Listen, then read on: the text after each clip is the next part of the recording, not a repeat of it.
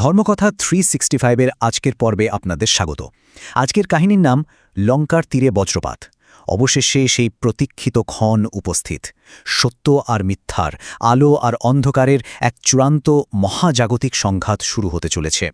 আগের ঘটনাগুলোর কথা মনে করলে দেখা যায় বিভীষণ এখন লঙ্কার রাজা হিসেবে স্বীকৃত, আর রামের বিশাল বাহিনী যুদ্ধের জন্য সম্পূর্ণ প্রস্তুত। চলুন আর দেরি না করে সোজা চলে যায় সেই ভয়ঙ্কর যুদ্ধক্ষেত্রের একদম মাঝখানে। প্রশ্ন হল, যখন এই দুই অতিকায় শক্তি একে অপরের ওপর প্রথমবার আছড়ে পড়ল, তখন ঠিক কি ঘটেছিল?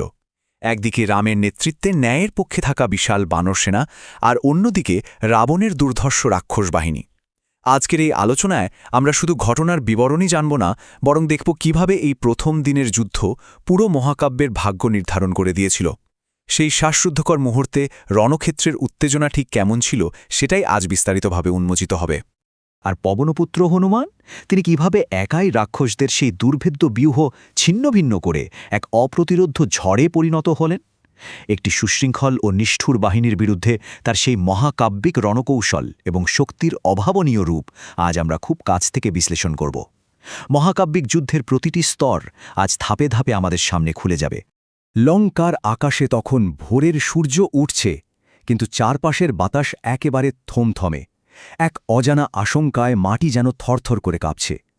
একদিকে সুগ্রীবের নেতৃত্বে থাকা হাজার হাজার বানর সেনা, যারা অদম্য সাহস আর মুক্তির আকাঙ্ক্ষায় আকাশ বাতাস কাঁপিয়ে গর্জন করে সামনের দিকে ধেয়ে যাচ্ছে। আর ঠিক উল্টো দিকে দাঁড়িয়ে আছে রাবণের রাক্ষস বাহিনী, হাতে মারাত্মক সব অস্ত্র আর চোখে প্রতিশোধের জ্বলন্ত আগুন। একদম মুখোমুখি দাঁড়িয়ে তারা, কেউ এক চুলো জমি ছাড়তে নারাজ। আর তারপরই শুরু হলো আসল প্রলয়। আকাশ থেকে যেন নেমে এলো পাথরের বৃষ্টি।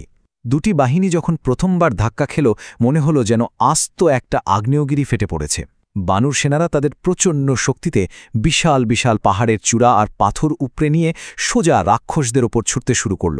আকাশপথে উড়ে আসা সেই অগণিত পাথর লঙ্কার মাটিতে আছড়ে পড়ে এক বিশাল ধ্বংসলীলার সৃষ্টি করল। এটা তো শুধু যুদ্ধ ছিল না, এই যেন প্রকৃতির এক আদিম ধ্বংসাত্মক রূপ। পাথরের এই ভয়ঙ্কর বৃষ্টির মাঝেই কান পাতলে শোনা যাচ্ছিল আরেক শিউরে ওঠা শব্দ, তলোয়ারের ঝঙ্কার। একদিকে বিশাল বিশাল গাছের গুড়ি ভেঙে পড়ার মর্মর আওয়াজ, আর তার সাথেই রাক্ষসদের শানিত তলোয়ারের নির্মম কোপ। অত্যাধুনিক সব অস্ত্রশস্ত্র নিয়ে তারা বানরদের উপর ঝাঁপিয়ে পড়ল। চারদিক থেকে আসা অস্ত্রের এই সংঘাত পুরো লঙ্কায় প্রতিধ্বনিত হতে শুরু করল। রক্ত আর ধুলোয় মিলেমিশে রণক্ষেত্রে এক ভয়ঙ্কর শ্বাসরুদ্ধকর পরিবেশ তৈরি হল।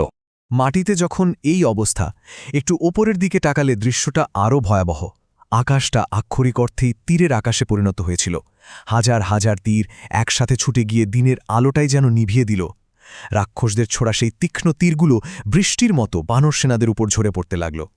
এই তুমুল কোলাহল আর বাতাসের সনসন শব্দের মধ্যে টিকে থাকাই তখন একটা বিশাল চ্যালেঞ্জ হয়ে দাঁড়িয়েছে। যুদ্ধের শুরুতেই লঙ্কার বাহিনী বুঝিয়ে দিল, তারা তাদের সর্বোচ্চ শক্তি প্রয়োগ করতে কোনো কার্পণ্য করবে না। অধ্যায় 1, হনুমান ও অঙ্গদের তাণ্ডব, অপ্রতিরোধ্য ঝড়ের প্রবেশ। চারিদিকের এই চূড়ান্ত বিশৃঙ্খলা আর মৃত্যুর মাঝখানেই রণক্ষেত্রে আছড়ে পড়ল এক বিশাল শক্তি। বানর সেনারা যখন রাক্ষসদের এই প্রবল আক্রমণের মুখে একটু কোণঠাসা, ঠিক সেই মুহূর্তেই রুখে দাঁড়ালেন পবনপুত্র হনুমান।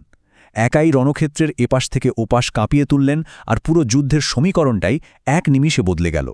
আর এই ঘটনাগুলো আমাদের খুব স্পষ্টভাবে দেখিয়ে দেয় তাদের পরাক্রমটা ঠিক কতটা ভয়ঙ্কর ছিল। হনুমান তার অসীম শক্তিতে শত্রুদের আক্ষরিক অর্থেই পিষে ফেলছেন, আর তাদের সাজানো ব্যূহ নিমেষে ভেঙে চুরমার করে দিচ্ছেন।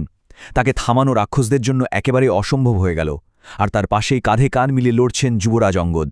অঙ্গদের এক একটা প্রচণ্ড আঘাতে মনে হচ্ছিল যেন যুদ্ধক্ষেত্রে ভূমিকম্প হচ্ছে। এই দুজনের যুগলবন্দি পুরো বানর বাহিনীর ভেতর এক অদ্ভুত নতুন শক্তির সঞ্চার করল। কিন্তু লঙ্কার বাহিনী এত সহজে হার মানার পাত্র নয়। অধ্যায় 2, রাক্ষসদের ভয়ঙ্কর প্রত্যাঘাত, যুদ্ধের নতুন মোড়। হনুমান আর অঙ্গদের এই তাণ্ডব থামাতে এবার লঙ্কার সবচেয়ে শক্তিশালী আর সুশিক্ষিত যোদ্ধারা ময়দানে নামল। তারা বুঝল, শুধু গায়ের জোরে কাজ হবে না, তাই তারা পেশি শক্তির সাথে সাথে নিখুঁত রণকৌশল আর চরম নিষ্ঠুরতার আশ্রয় নিল। তাদের এই সুপরিকল্পিত প্রত্যাঘাতের ধাক্কায় যুদ্ধের পাল্লা আবার ধীরে ধীরে রাক্ষসদের দিকেই ভারী হতে শুরু করল। ঠিক সেই চরম সংকটের মুহূর্তে যখন রাক্ষসদের আক্রমণ ক্রমশ অপ্রতিরোধ্য হয়ে উঠছে, রণক্ষেত্রে এগিয়ে এলেন আরেক মহাবীর, লক্ষণ।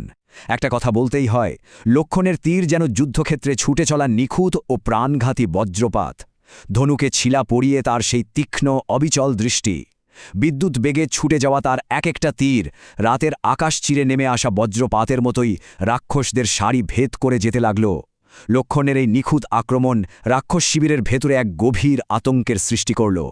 আর এই পুরো সময়টায় এত কোলাহল, এত মৃত্যু আর ধ্বংসলীলার ঠিক কেন্দ্রে দাঁড়িয়েছিলেন স্বয়ং রাম, একদম শান্ত, অবিচল।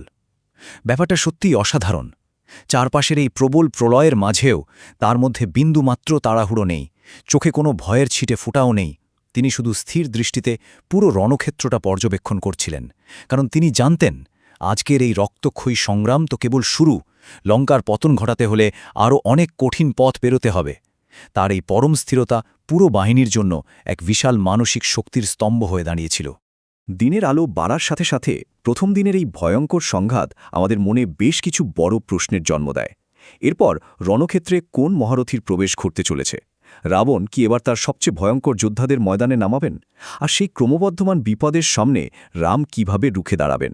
এই মহাকাব্যিক যুদ্ধের পরবর্তী রোমাঞ্চকর ঘটনাগুলো জানার জন্য আমাদের রুদ্ধশ্বাস অপেক্ষা করতেই হচ্ছে। ধর্মকথা ৩৬৫তে প্রতিদিন শুনুন রামায়ণের এক নতুন অধ্যায়।